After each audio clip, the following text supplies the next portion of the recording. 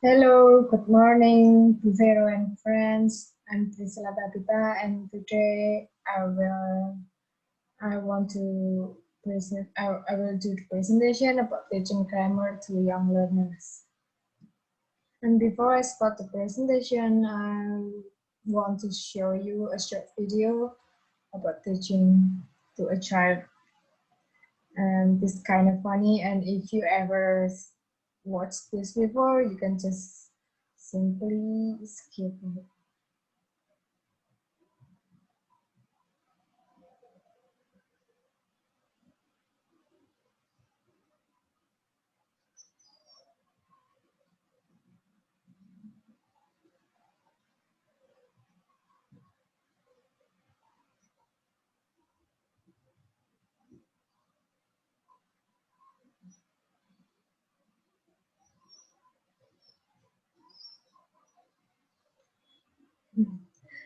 And as you can see, it was about their pronouns, right? He, she, it, based on their names.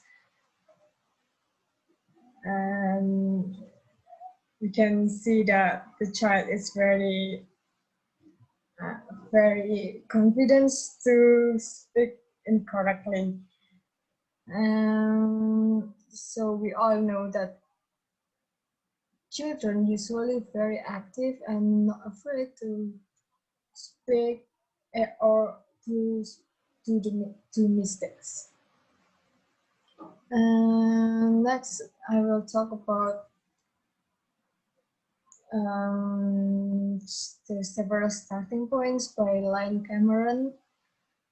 Starting points for thinking grammar and young learners.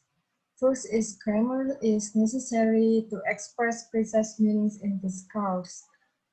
And grammar is closely connected with vocabulary in learning and using the foreign language. For example, when we learn about past tense, it's not just simply learn the pattern, but we also learn the vocabulary.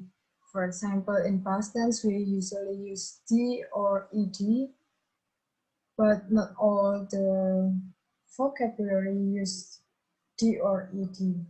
And from that, we learn irregular and regular for example, like for the past tense for feel, we use felt, and it's not using D or ED, but it is the past tense.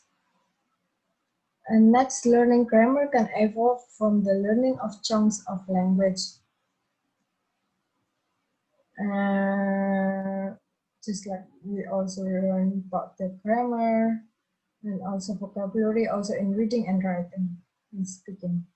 And talking about something meaningful with the child can be a useful way of introducing new grammar, because children basically don't learn about the grammar pattern, and it will be useless for children in 6 to 7 years old. And we just can use something meaningful like everyday conversation, talking with mom or with family and friends and so on. And it will be more useful to children than grammar pattern or structure of pen. And there are also two ways, which are explicit and implicit ways of teaching grammar. Explicit means all grammar rules explains the usage in details and makes conventional grammatical rules clear. It means we show the grammar rules, the patterns, and explain the usage, and not really use it to speak or to practice. And implicit means students allowed to hear, read, and use the correct forms of grammar items. And usually they figure out the grammar patterns independently by what they heard, what they've read, and so on. So it is different between explicit and implicit. Explicit, we give all the grammar rules and explain the usage. For example, past tense for the past story or past when we are talking about past story. And implicit student allowed to hear, read, and use the correct forms of a grammar item. And teaching grammar to young learners, if you're wondering how, teaching grammar to young learners, first it should be motivated and playful, and children should not be discouraged by the stiff memorization of grammar rules because they are not supposed to memorize the grammar pattern, but instead they should be more motivated and to learn language, but in grammatically correct. And next, it should rely on presenting grammar through topics and meaningful context. For example, use grammatical structure for really communicative purpose. For example, like I have told before, when it's for communicative purpose, talking to teacher, talking to parents and friends, and so on. With the grammatical structure correct, with the correct grammatical structure.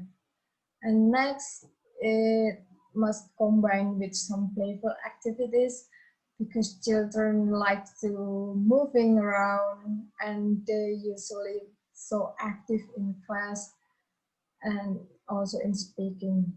For example, like games, coloring, and communication activities. And if you're wondering how can coloring help students to learn grammar, I will show you next. And next is use visual supports like flashcards, color cards, posters, just like games and everything with colors and not just spoon feeding the children, I guess. And this one is the example of grammar coloring activity about pronouns. Just usually children 6 to 7 years old, they know the vocabulary about colors, but they don't know about pronouns, and this one can be helpful for children to learn pronouns.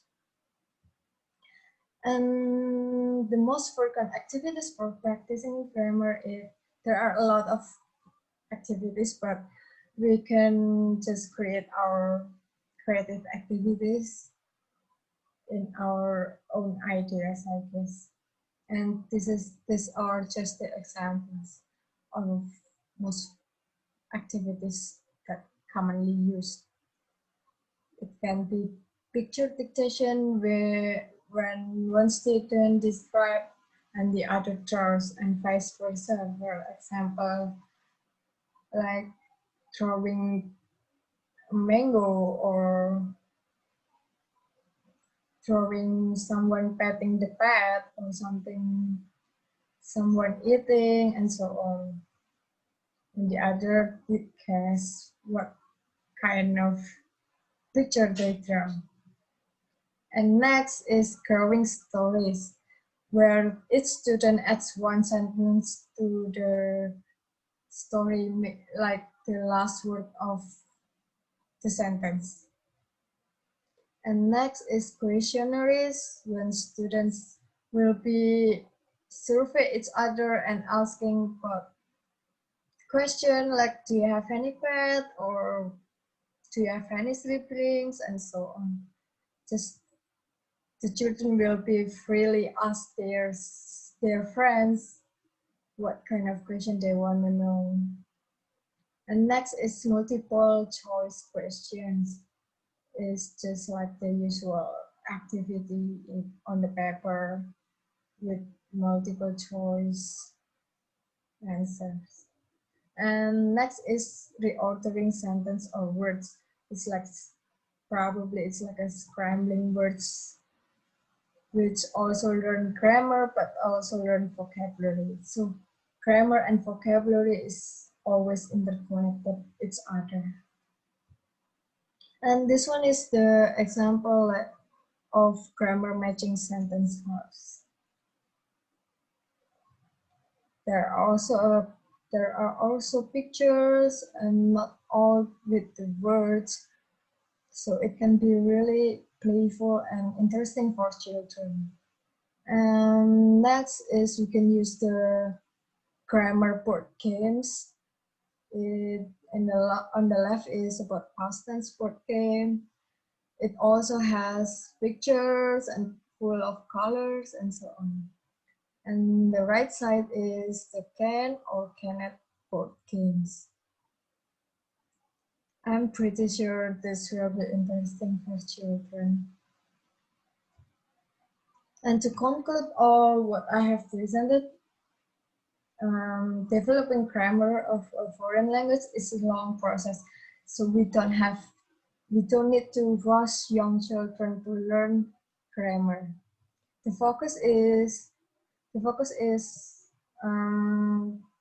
helping children to speak in communicative conversation with grammatically correct.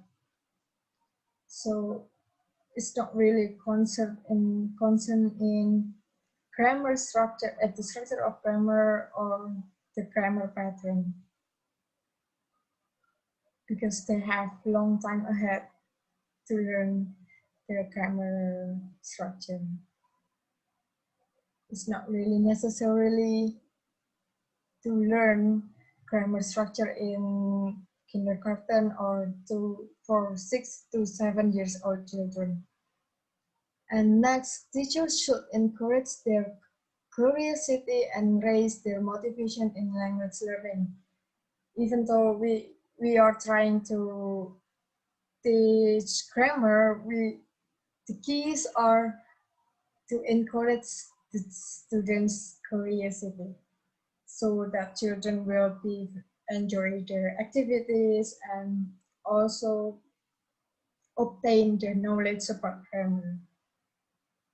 So basically, it's like make it a habit to learn grammar in communicative activities.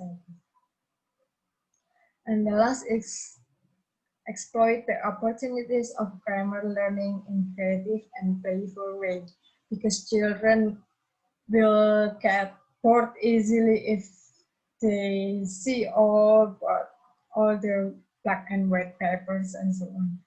So we must have like interesting activities for children to learn the lesson of grammar.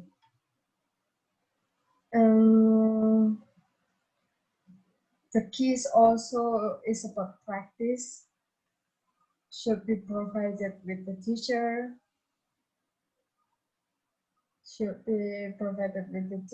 being communicative with the children. So it's not only teacher talking, but also the student talking, like make it in conversation. And for me, it's very interesting to teach young learners, because they will speak to us, not just like high school students will let the teacher talking and so on. But with the young learners, they will interact with us. It's very challenging to teach grammar for young learners. And that's all for me. Thank you for your attention. And if you have any question, you can just ask me directly. Thank you.